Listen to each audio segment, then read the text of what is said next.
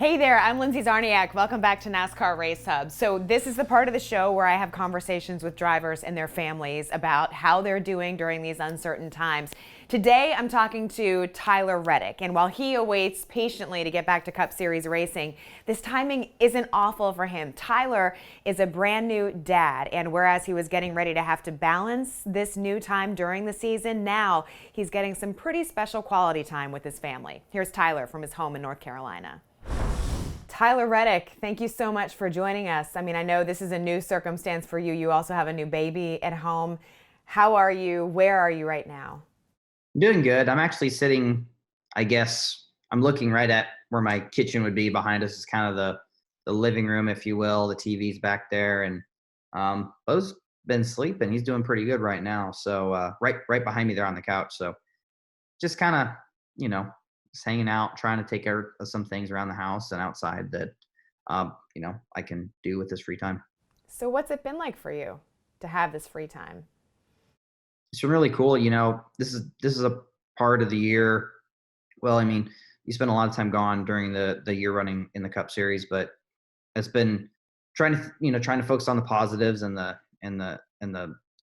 good things of all this going on, and that's being able to spend more time with Alexa, with my son Bo, getting to see him a lot more than I was originally going to during the time of this year originally planned. So I've been enjoying that, and I guess I'm learning at a faster rate than I was originally anticipating, of how to be a good dad and how to take care of him and make sure he's, you know, got a full tummy, his diaper's empty, and he's happy and having a good time. How about what you do for a living? How are you communicating with your team? What is it that you've been doing to keep that going as much as you can in the midst of it? Randall and I have been chatting here and there.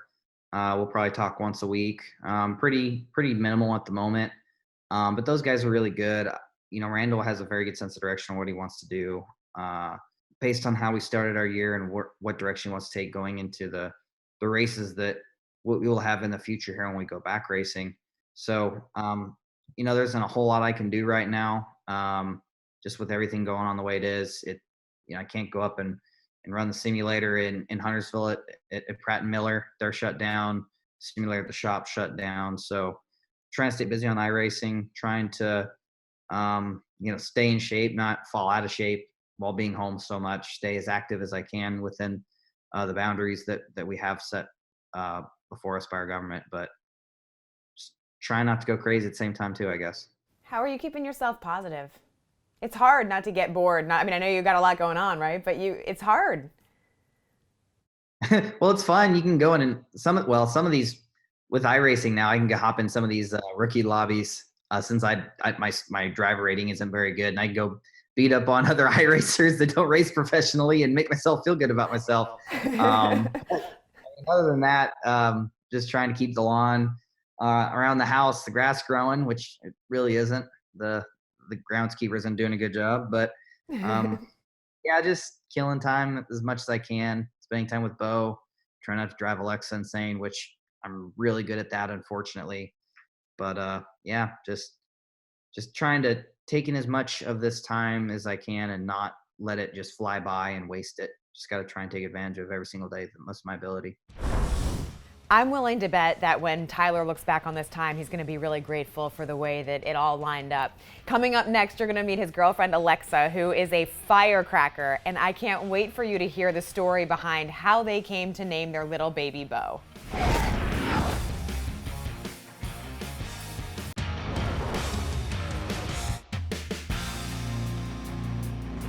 Welcome back to NASCAR RaceHub. Tyler and his girlfriend Alexa welcomed their little baby Bo shortly before the Daytona 500. But now with all this unexpected time at home, they're learning that parenthood and divvying up those responsibilities is really a sport in itself. Alexa, I'm so glad that you've joined the conversation. How have you been? I've been good. Really bored, but good. Is it strange for you not to be going to the track? What has that part of it been like? I mean, I've gotten really used to just being at home just because of the baby, but we're both very like go, go, go all the time people, like even with a baby.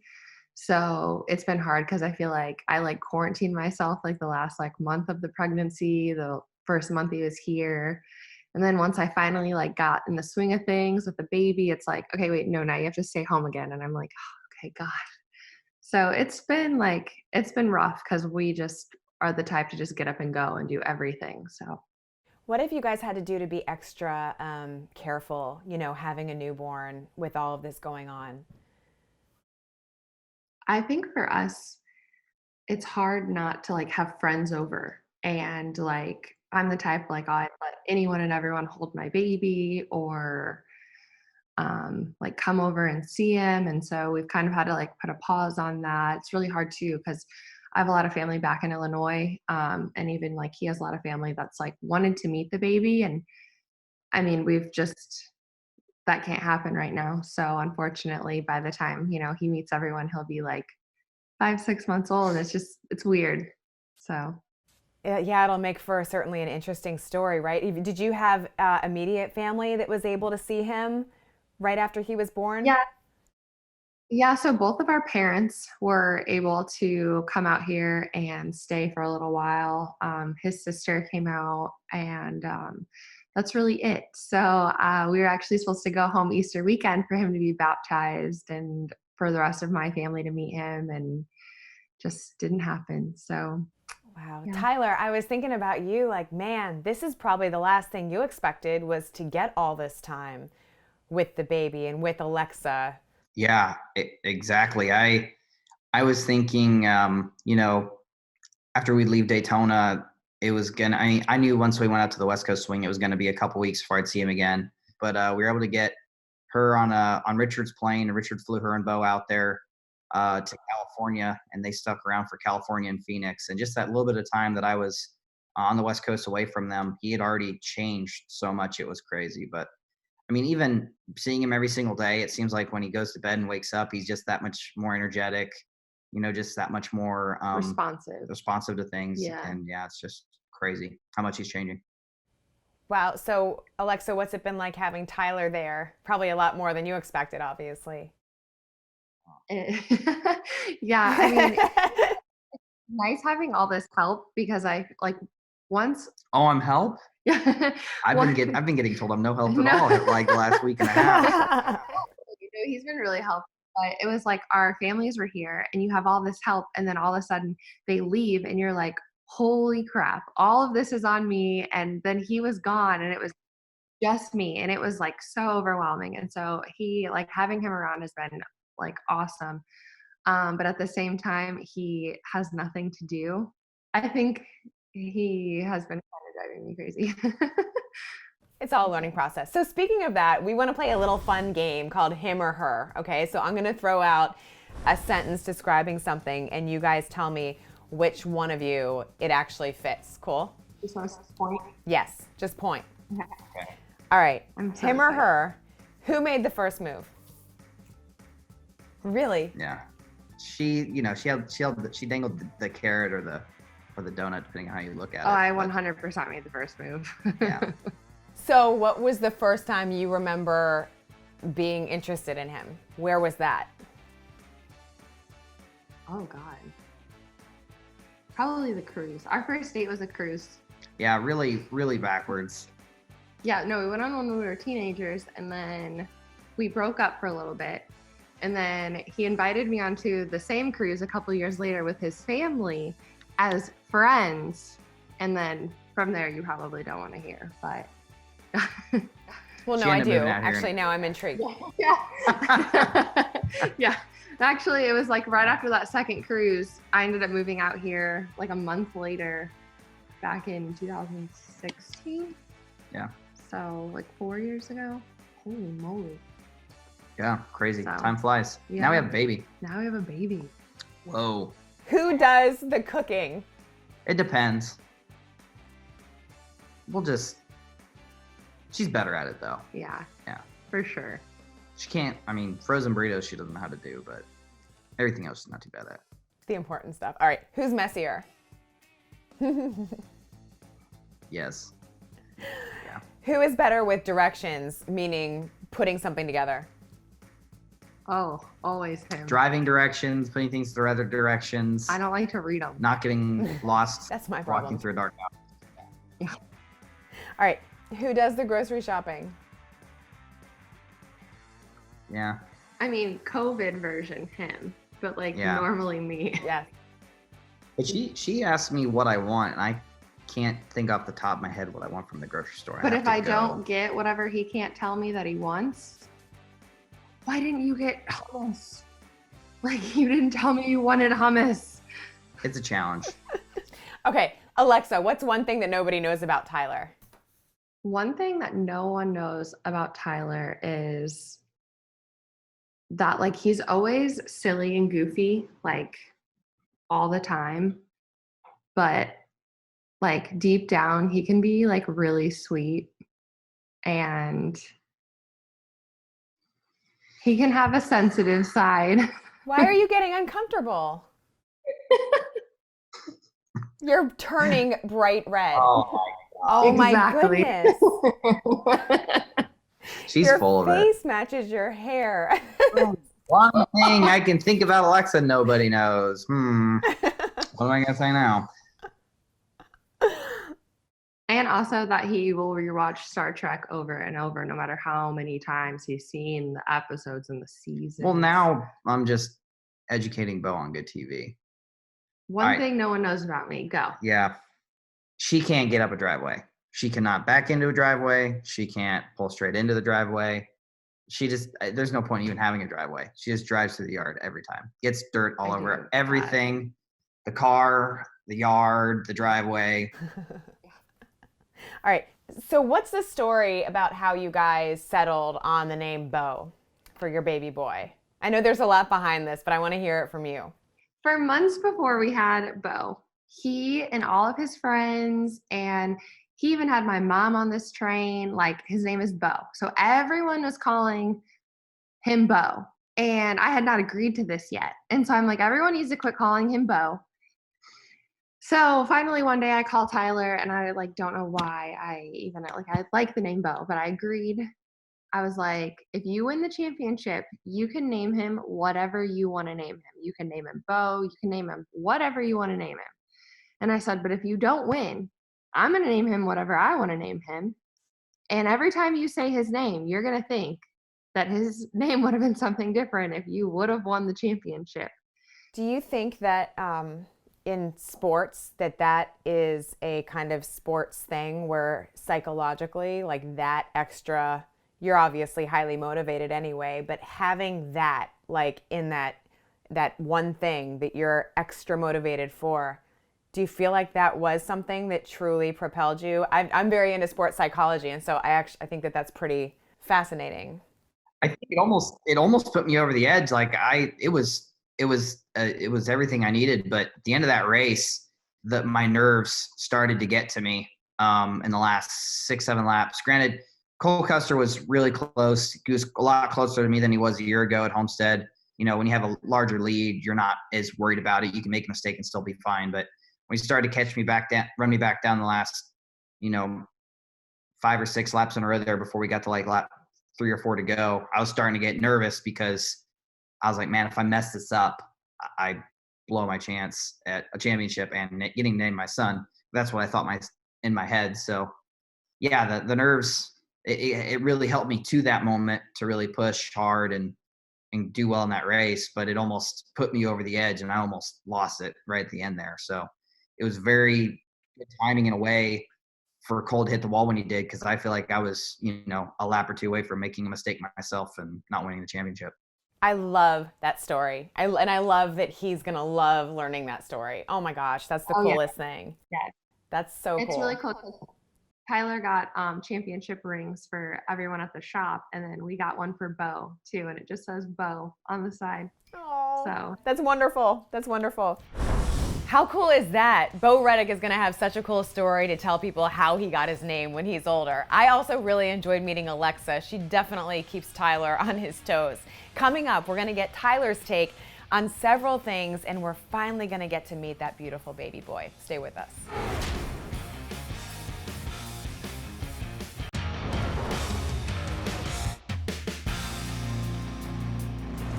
Welcome back to NASCAR RaceHub. Tyler Reddick has no shortage of opinions, so I figured I would get his take on several things. And right on cue, his baby boy Bo woke up from his nap to join his dad. Tyler, that was so fun meeting Alexa. Now we're going to put you on the hot spot a little bit, okay? I'm going to do something called Tyler's Take. I know you know a lot about a lot of things, and I want to get your opinion. You're very opinionated. Okay, I want your opinion on these things that I'm mentioning. The first one, olives. Oh, they're amazing. Love them in drinks and food. I mean, you can't go wrong with olives. But so there's a connection to your hometown. Can you tell the people what it is? Oh, of course. Well, yeah, Corning, California. I guess the olive capital of the United States or the world. I don't know what the claim is, but second largest in the world. Really? Yeah. Okay. I knew it was. I mean, the largest olive store in the they have. U.S. Yeah, it's insane. When I was really young, I liked olives a little bit, but I like them more now than I did when I was a kid. I just used to eat them out of the jar and put them on my fingers. I was really weird. But then I have olive fingers, I guess. I don't know. I was a weird kid. Cats. Tyler's take on cats. Where is my cat? Where's the cats?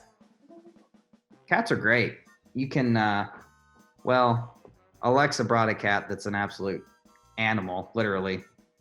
She's like a wild animal, actually. I should put it that way.